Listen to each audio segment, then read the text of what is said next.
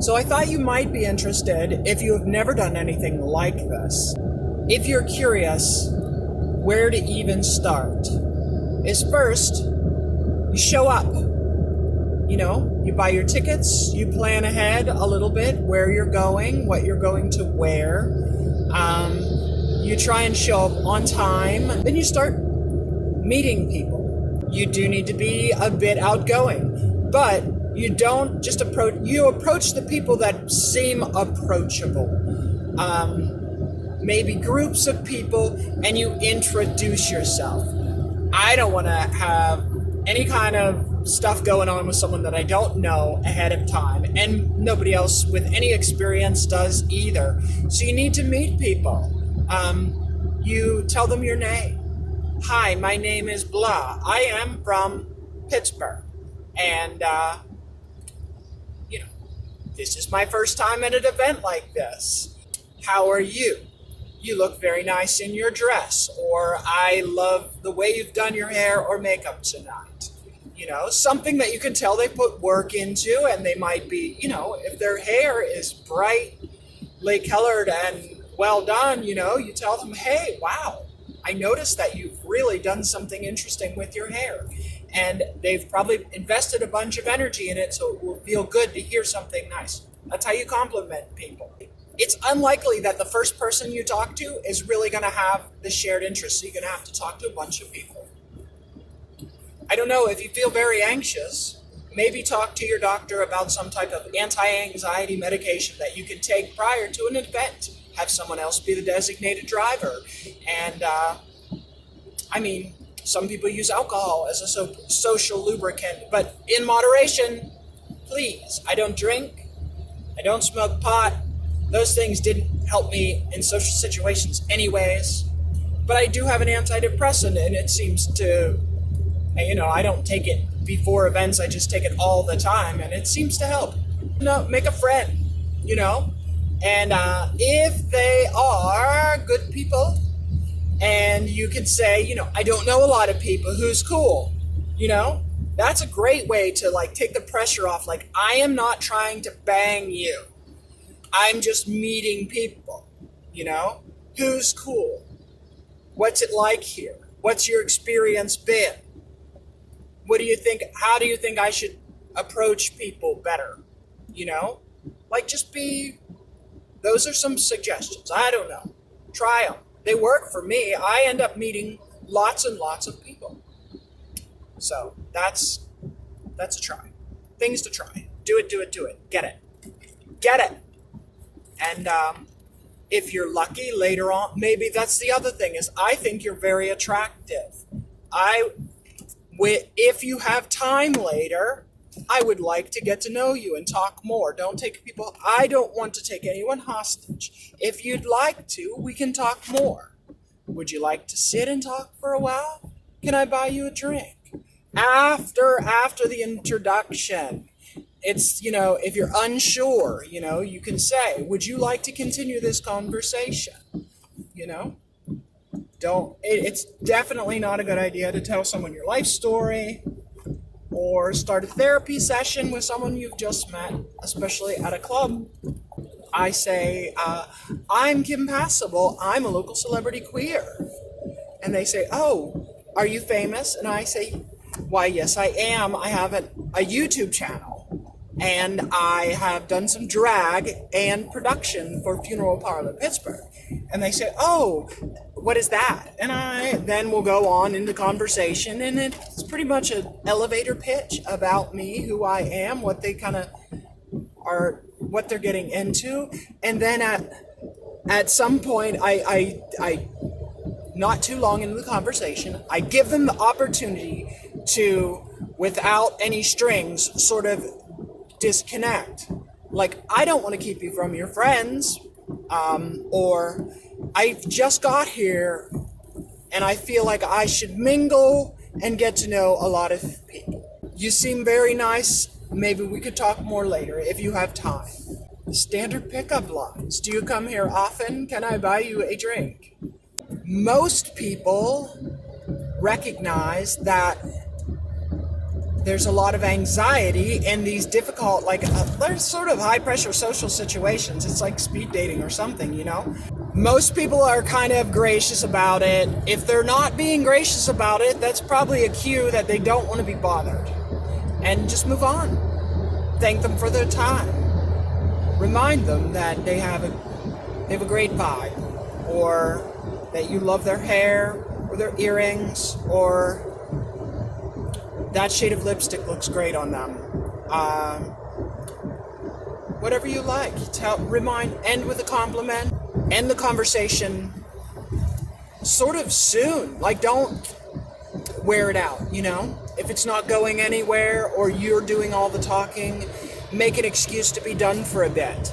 Because sometimes people need to sort of process the invitation, the offer, the whole scene. Who knows where they are in their mind? They might be just as anxious as you, or they may be focused on someone else, and depending on the outcome, perhaps I'm looking at an attractive couple on the other side of the room, and someone approaches me and they want to talk to me, and I talk to them for a few minutes, but then I don't want to miss my opportunity.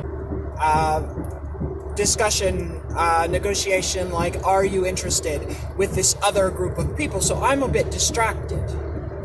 But the person says, well, maybe we can talk more later. It was nice to meet you. And I think, okay, they're sort of on the back burner, you know? That's an opportunity for me to maybe explore more. If I go and talk to that couple and they say, oh, actually, we're not playing tonight. We're just here to dance. We're just voyeurs, whatever, you know, because I don't know everything about this other couple. And then I say, oh, well, who do I want to get to know more? And I've had a man that I was not attracted at all to, okay? He was older. I wasn't really into the vibe of what he was like wearing, what he was showing me. And he offered, I was in Dom clothes and I was carrying around my flogger, and he asked, do you want to flog me? And, you know, because opportunities to get to know people are valuable. I didn't say, no, you're old and unattractive to me. I said, maybe I've got I need to talk to a bunch of different people. It's a very busy evening. But I don't know, maybe if you play your cards right, we'll have a moment together. Well, later, my sister needed some instruction. She wanted to learn better how to use some items in the dungeon. And so we needed a bottom for that. And I said, I know someone.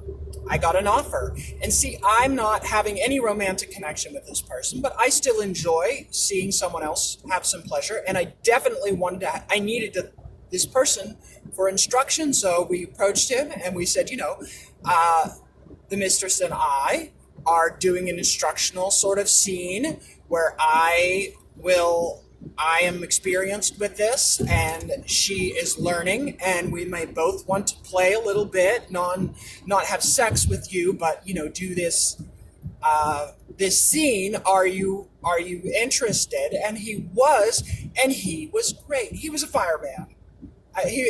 We had a little discussions, you know, anyways, things come out, and he was like, oh, I worked as a firefighter for 33 years, and I was like, oh, a fireman! Who doesn't love a fireman? I felt endeared to him, and then I felt like, wow, this worked out really great. My friend learned something. I had a good time. He had a fantastic time. He will never forget two beautiful women had their way with him for a few moments, and it all worked out good. And how does that happen? Well, you just kind of keep an open mind. I don't always feel like I have to be in control of how things go or write the script.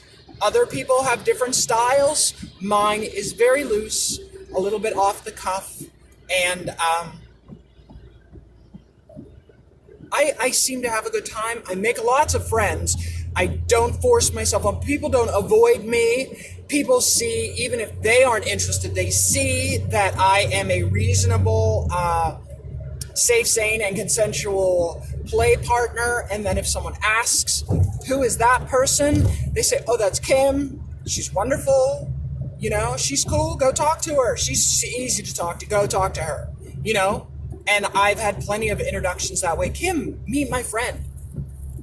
People who were new or curious about different things, about rope play or impact play, domination, and they wanted to meet me because although I'm not terribly experienced, I'm not an amateur anymore, I guess.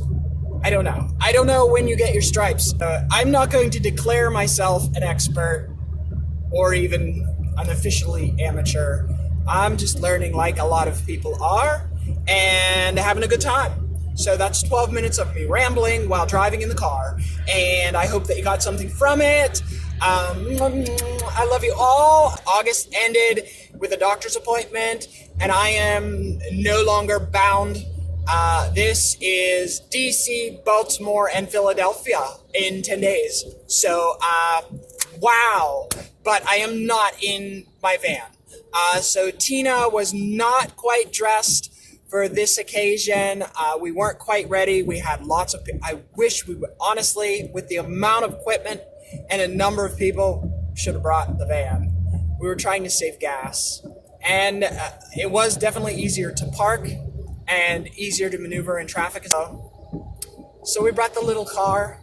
That's all right. The whole idea of this adventure, this travel, this is to do something. Do something. A lot of the things that I've done over the summer were private. My life, as much as I love to share my life, there are moments, there are weeks, there are months where I am doing things that dominate most of my time, most of my energy and focus, and they are private. I cannot record them. I cannot share them. And it's difficult for me because I feel like I'm losing connection. I feel like my channel isn't growing during the summertime. People are busy doing other things. So I'm not gaining subscribers. I'm not getting a lot of views and comments. And I feel like, I've worked so hard to, make a connection with my community. And now it's sort of faltering. I'm in a place where I can get back to that.